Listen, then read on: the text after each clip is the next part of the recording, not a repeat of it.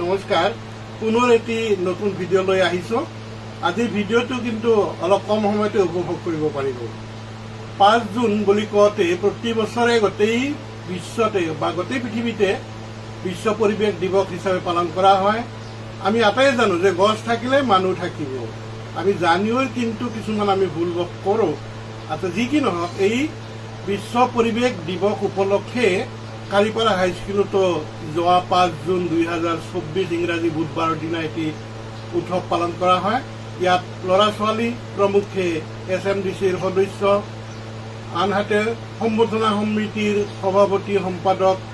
জ্যেষ্ঠ নাগৰিক সমাজসেৱক ইত্যাদি কেইবাগৰাকী ব্যক্তি লগ হৈছিল এই বিদ্যালয়ৰ পৰা অৱসৰ গ্ৰহণ কৰা মাননীয়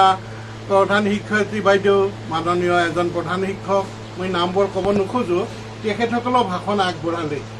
মই নিজেও তাত উপস্থিত আছিলোঁ ইমান মনোমোহা এটি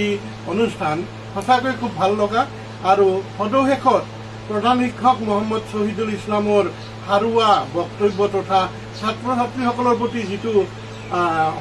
তেওঁৰ নিৰ্দেশনা বা আহ্বান জনালে যে গছৰ কাৰণে আমি সকলোৱে তৎপৰ হ'ব লাগিব সজাগতা হ'ব লাগিব আৰু সংৰক্ষণৰ ব্যৱস্থা কৰিব লাগিব এই বুলি কোৱাৰ অলপ পিছতে আমি আটাইয়ে মিলি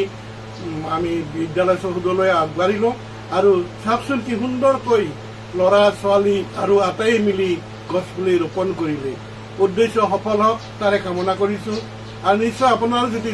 ভিডিঅ'টো ভাল লাগে লাইক কৰিব শ্বেয়াৰ কৰিব আৰু যদি আজিহে প্ৰথমকৈ আহিছে